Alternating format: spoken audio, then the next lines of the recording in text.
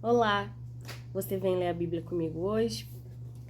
Bom, vamos fazer a nossa oração e ler o livro de Esther. Nós estamos no livro de Esther, capítulo 9 e 10. Vamos ler já para terminar hoje o livro de Esther, dessa mulher maravilhosa, que serva do Senhor, né? Mulher de provérbios, mulher virtuosa de provérbios. Em nome de Jesus, Deus, nós queremos te agradecer por mais um dia. Queremos te dar toda a honra, toda a glória ao teu santo nome. Senhor, nós confessamos que nós somos dependentes de ti. O Senhor tem falado muito comigo, Pai, através da palavra, me dizendo que nós podemos melhorar em todas as áreas da nossa vida. Nós não queremos apenas ser salvos, nós queremos ser aprovados por ti, Senhor Jesus. Nós queremos ter um coração segundo o teu coração, Deus. Então, o meu pedido nessa manhã é que o Senhor nos faça de novo, se for preciso. E se eu estiver pedindo errado, se essa não for a tua vontade para mim hoje, para nós hoje, em nome de Jesus, Deus, que o Senhor faça conforme a tua vontade, porque é o Senhor que sabe aonde nós podemos ir mais fundo e onde nós não podemos ir mais fundo.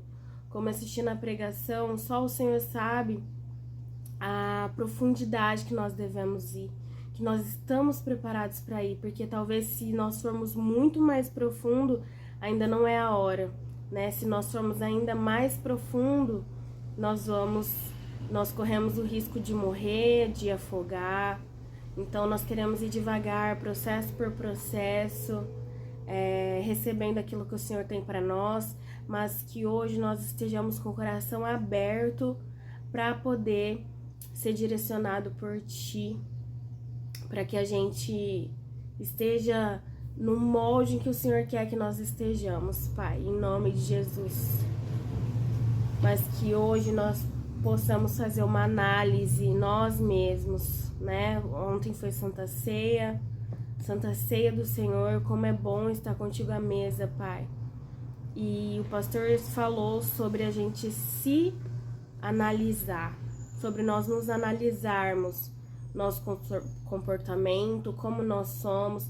Paulo foi um apóstolo que deu muitos conselhos, Pai, sobre como nós devemos ser, que tipo de igreja nós devemos ser para as pessoas, para os nossos irmãos, aquela igreja que é aprovada por Ti, porque a Tua palavra diz: faça para as pessoas assim como se você estivesse fazendo para o Senhor, né? E não para as pessoas. Então, se nós trabalhamos, nós trabalhamos para o Senhor, não para as pessoas, pensando que nós não estamos favorecendo as pessoas, mas nós estamos Te agradando, Deus, fazendo a Tua vontade, porque a Tua vontade é amar o próximo como a nós mesmos. Então, Deus, nos ensina a ser pessoas melhores, com coração melhor, sabe? Pessoas menos fofoqueiras, pessoas menos maldosas, sabe? Assim como o pregador disse ali, o Thiago Brunet disse no vídeo que eu assisti agorinha, que o Senhor detesta olhos altivos, o Senhor abomina gente que faz contenda. Senhor, que nós possamos ser pessoas melhores na Tua presença. Nos ensina, Pai, nos ensina. Que nós possamos também decidir ser pessoas melhores em cada oportunidade que nós temos de fazer o contrário, aquilo que não é da Tua vontade. Em nome de Jesus, fala conosco através do livro de Esther, que é uma bênção na minha vida. É um livro que fala sobre uma mulher que largou tudo, a vontade dela, sabe? Esther largou os sonhos dela, Esther largou tudo que ela tinha. Ela saiu da zona de conforto dela, foi para um lugar que, né, onde ela não era bem-vinda. Ela era de outra descendência, ela era descendente de judeu, ela era judia. Então Esther nem era para estar ali perto do rei Amã. Amã não, gente, esqueci, rei Xerxes, né? Perto do rei Xerxes, e ela conseguiu aquilo sob a direção do Senhor, sabe? Ela conseguiu chegar no lugar em que ela esteve, a ponto de ser aprovada por Deus, pelas pessoas. Aprovada por Deus, acredito que ela já tinha sido, né? Que aquilo foi direcionamento de Deus. mas aprovado pelo rei, né? E o rei é a boca ali das pessoas. Então, acredito que pelo direcionamento do Senhor, sabe? Uma mulher que ora, que se submete a Deus, que jejua, que busca, que se faz totalmente dependente de Deus. É uma história linda e que o Senhor possa falar conosco nesse final de história, Pai, em nome de Jesus. Bom, então, Esther 9. No 13º dia do décimo... o resuminho. Nós vimos ali que, eu não sei, acho que Amã já foi morto, né? Eu esqueci, gente, tem coisa que eu não lembro. Não lembro de tudo. Mas acho que Amã já foi morto, já ele preparou uma cova pra Mardoqueu, uma corda pra Mardoqueu. O rei mandou ele mesmo ser enforcado. Então, continuando aí, nós vimos que Amã provavelmente foi morto, né? Tá lá, o enforcamento de Amã, nós lemos, e o decreto do rei em favor dos judeus. Então, ele disse que os judeus poderiam se defender de todo ataque inimigo, né? Então, vamos ler agora. Mardoqueu foi honrado, né? Vestiu a coroa do rei e tal. Nós vamos ler agora a vitória dos judeus. No 13º dia do 12º mês, o mês de Adar, aqui, tradução, eu vou comprar uma Bíblia arqueológica, eu acho que chama. Vai ser sensacional, mal posso esperar pra começar a ler ela, porque eu sou apaixonada por essas coisas. Quanto mais a gente lê, né, busca, pesquisa, saber sobre essas coisas, mais a gente fica perto do que Jesus fez, de onde ele esteve. Nossa, uma viagem que eu queria muito fazer é pra Jerusalém, queria muito fazer. Mas, enfim, quem sabe um dia, né? Acho que todo cristão tem esse sonho. Bom, enfim, o mês de Adar aqui, a tradução pra mim tá aproximadamente fevereiro, março, também nos versículos 15, 17, 19 e 21. Entraria em vigor o decreto do rei. Naquele dia, os inimigos dos judeus esperavam vencê-los, mas aconteceu o contrário. Os judeus dominaram aqueles que os odiavam, reunindo-se em suas cidades, em todas as províncias do rei Xerxes, para atacar os que buscavam a sua destruição. Ninguém conseguia resistir-lhes, porque todos os povos estavam com medo deles. E todos os nobres das províncias, os sátrapas, os governadores e os administradores do rei apoiaram os judeus, porque o medo que tinham de Mardoqueu havia se apoderado deles. Mardoqueu era influente no palácio, sua fama espalhou-se pelas províncias e ele se tornava cada vez mais poderoso. Viu o que o Senhor faz? Eu acredito muito em... Olha meu cabelo branco. Eu acredito muito em cargos que o Senhor, sabe, designa pra gente. Como dons, né? Uma vez eu escrevi sobre isso, que fala sobre os nossos dons que Deus nos dá e que se iguala com as nossas profissões, né? Então, assim, Mardoqueu o serviço dele era lá perto do rei, e eu acredito que Deus levantou ele para fazer isso, né? Então, ele chamou atenção pro que ele fazia.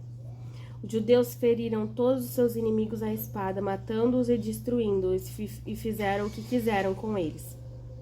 Mas acredito que Mardoqueu também, ele sabia estar naquela posição, né? Porque não é uma posição para qualquer um, para chamar atenção. Então, a pessoa, ela tem que se colocar como subordinada a Deus, né? Fazer o que Deus quer, porque é Ele que direciona. Na cidadela de Suzã, os judeus mataram e destruíram 500 homens. Também mataram Parsandata, Dalfon, Aspata, Porata, Adália, Aridata, Farmasta, Arizai, Aridai e Vaissata, os 10 filhos de Amã, filho de Amedata, o inimigo dos judeus. Mas não se apossaram dos seus bens, não se contaminaram. Naquele mesmo dia, o total de mortes na cidadela de Suzã foi relatado ao rei, que disse à rainha Esther: os judeus mataram e destruíram 500 homens e os 10 filhos de Amã na cidade de Suzã. Que terão feito nas outras províncias do império? Agora, diga qual é o seu pedido, e você será atendida. Tem ainda algum desejo? Este lhe será concedido. Respondeu Esther: se for do agrado do rei, que os judeus de Suzã tenham autorização para executar também amanhã o decreto de hoje, para que os corpos dos 10 filhos de Amã sejam pendurados na forca. Uau, que sabedoria o pedido dela, hein? Ela não pediu isso à toa, gente. Imagina a consequência desse pedido. Então o rei deu ordens para que assim fosse feito. Eu declaro aquela palavra sobre nós, que aquilo que o diabo, em nome de Jesus, planejou para nossa vida vai acontecer com ele e com as pessoas que têm planejado o nosso mal, em nome de Jesus. O decreto foi publicado em Suzã e os corpos dos 10 filhos de Amã foram pendurados na forca. Gente, o que eu percebo aqui, olha que maravilha. Eu já falei sobre isso já. Mas sobre a unidade do corpo de Cristo, a união das pessoas, elas se uniram, jejuaram, oraram para chamar a atenção do Senhor. Eu acredito assim que o que elas queriam conseguir, elas conseguiram muito mais rápido, porque elas se uniram para chegar naquele objetivo, igual a formiga, sabe? A formiga, ela se une umas com as outras para juntar a comida pro inverno, né? Para elas estocarem comida pro inverno. Então, é muito bonito, né? Hoje eu tava assistindo uma pregação que fala justamente isso, né? Que nós somos, por exemplo, o cérebro. O outro irmãozinho é o rim. O outro é o coração, tudo no mesmo corpo. Então, se eu falo mal do fulano, eu ataco o meu próprio corpo. Eu tô me matando aos poucos. Então, se eu falo mal, ou se eu crio contenda contra ele, ou alguma coisa do tipo, é como se ele estivesse morrendo junto comigo. É como se eu matasse ele, mas também morresse junto, sabe?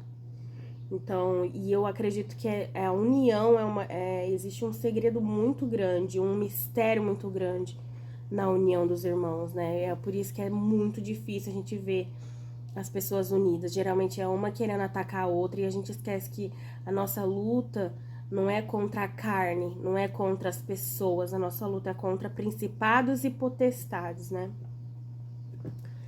O que a gente não conseguiria se a gente fosse mais unido, né?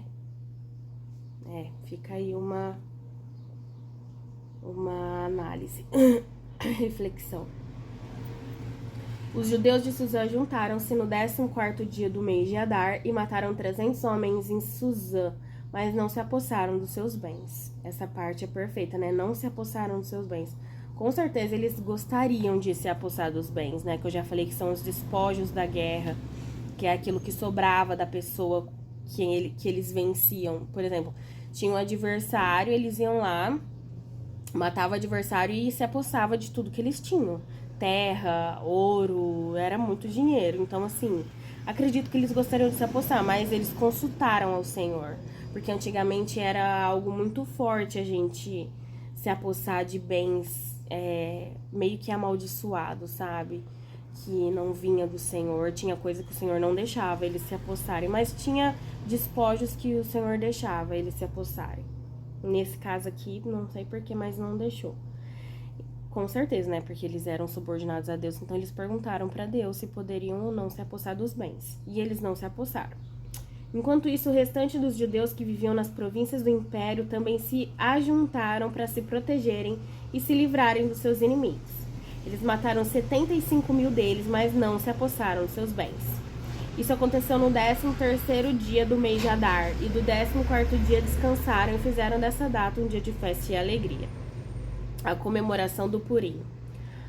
Os judeus de Suzã, porém, tinham se reunido no 13º e no 14º dias, e no 15º descansaram, e dele fizeram um dia de festa e de alegria. Nossa, eu tenho orado muito, sabe?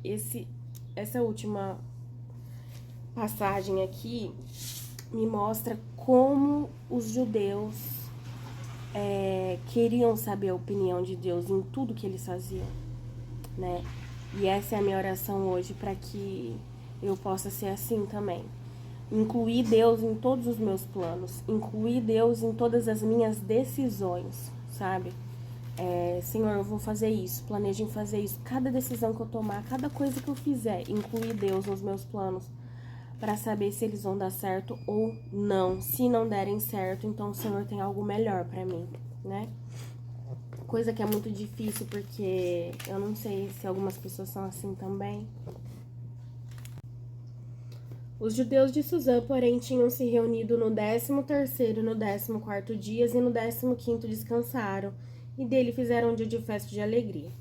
Por isso, os judeus que vivem em vilas e povoados comemoram o 14º dia do mês de Adar como um dia de festa e de alegria, que seria fevereiro-março. Um dia de troca de presentes. Olha só que lindo, né? Nossa, a cultura deles deve ser maravilhosa. Mardoqueu registrou esses acontecimentos e enviou cartas a todos os judeus de todas as províncias do rei Xerxes, próximas e distantes, determinando que anualmente se comemorassem o 14º e o 15º dias do mês de Adar, pois nesses dias os judeus livraram-se dos seus inimigos.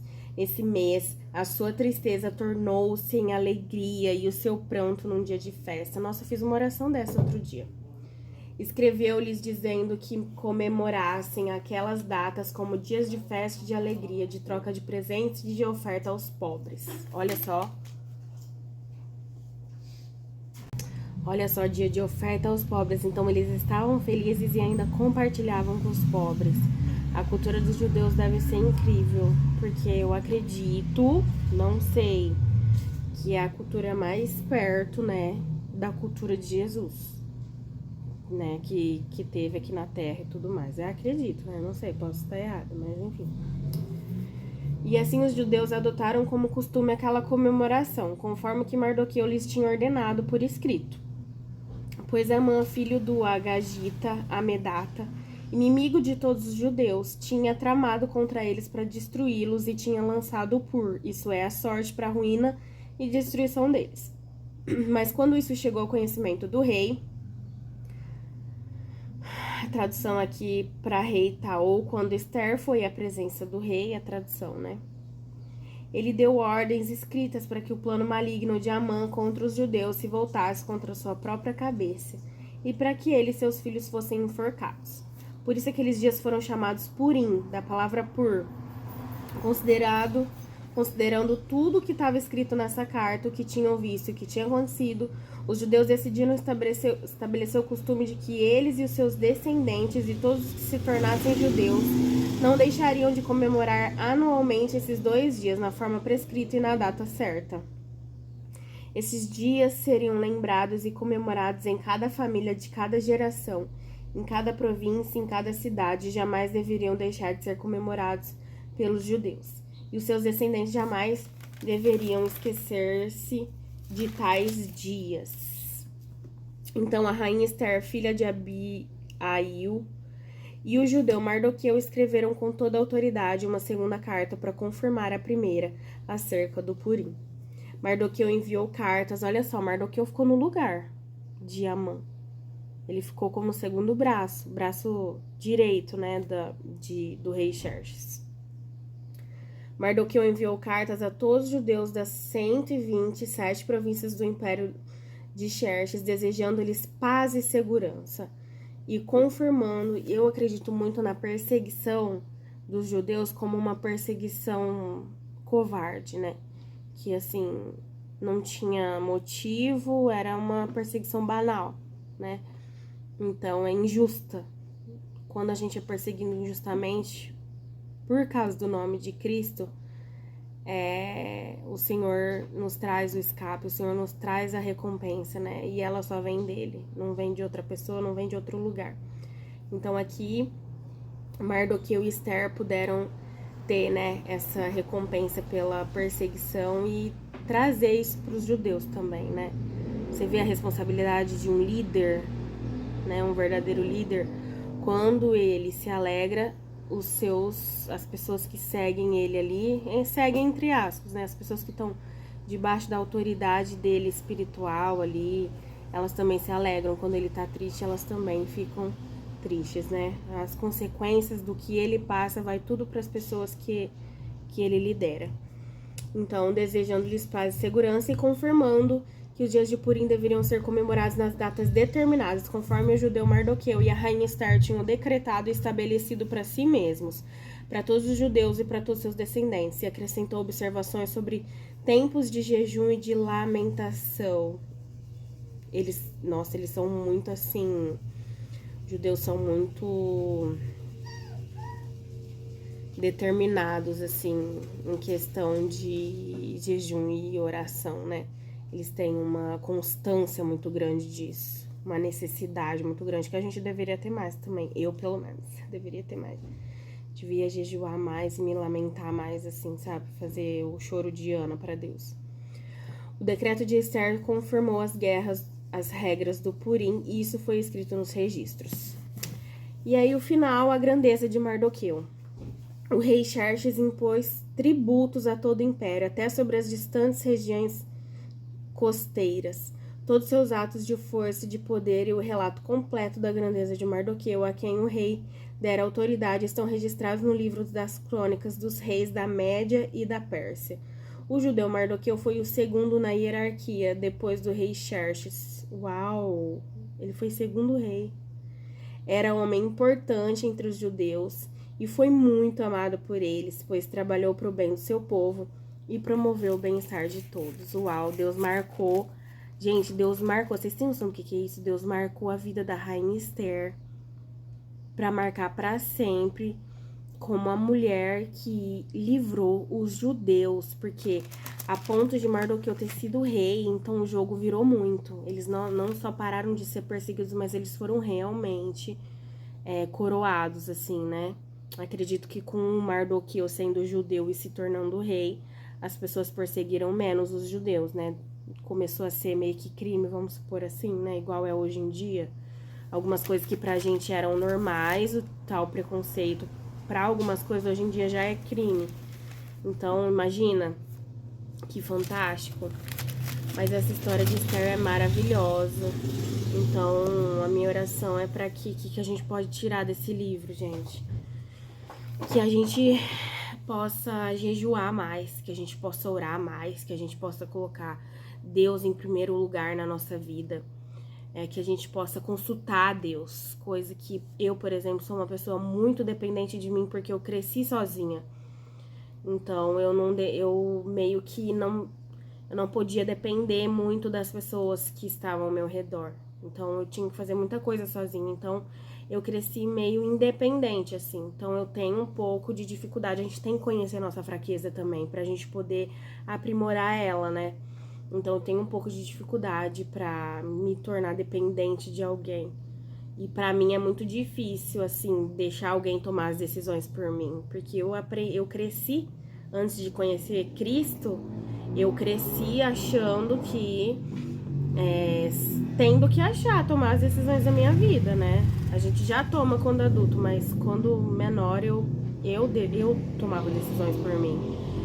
Então, nós precisamos começar a aprender, porque isso a gente já sabe, que o Senhor quer o nosso bem, que o Senhor sabe o que é melhor pra gente, a gente já sabe, mas no fundo a gente não tem a prática de entregar pra Ele, né? Eu, pelo menos, não tenho muito. Então, tirar disso, sabe, da gente poder descansar e ficar tranquilo, de entregar pro Senhor uma situação, ou consultar o Senhor, o que o Senhor acha sobre isso, o que o Senhor acha acerca disso, entendeu? De uma área da minha vida, de outra área da minha vida, o que o Senhor quer fazer, né? Então, que a gente possa fazer isso, que a gente possa estar... Porque quando nós fazemos isso, a gente fica sob a proteção do Senhor, né? Então, o que não dá certo, tudo coopera pro bem dele, pro bem daqueles que esperam no Senhor, né? Enfim, que nós possamos ser como a rainha Esther, né? Ela foi muito sábia, muito sábia. Ah lá, ó, aqui fala assim, aplicação pra vida. Esther havia adorado a Deus com sua obediência e disposição de permanecer em uma situação que lhe era desagradável. Ela estava disposta a deixar de lado o seu plano e aceitar o plano de Deus, embora não o compreendesse por algum tempo. Cada ato de obediência é um tipo de adoração que Deus não ignora. Quando mantemos nossos olhos em Deus, permanecemos firmes na fé. Continuamos a adorar e mantemos uma boa confissão. Veremos sempre o plano do diabo de trazer o mal às nossas vidas, cooperar para o bem e não para o fim dele, assim como aconteceu com Esther. Bom, é isso, gente. Esse é o final. Eu espero que o Senhor tenha falado muito com vocês. Se vocês gostam dos meus vídeos, se vocês gostam de acompanhar aqui a leitura todos os dias, se inscreve aí no canal, comenta, participa, pergunta, faz qualquer tipo de comentário pra gente se comunicar, tá bom? Se você é de fora e assiste, eu não sei de onde você é, comenta aí de onde você é, de onde você tá falando, qual igreja você é, enfim, pra gente se comunicar, tá bom? Deus abençoe vocês e até o próximo vídeo.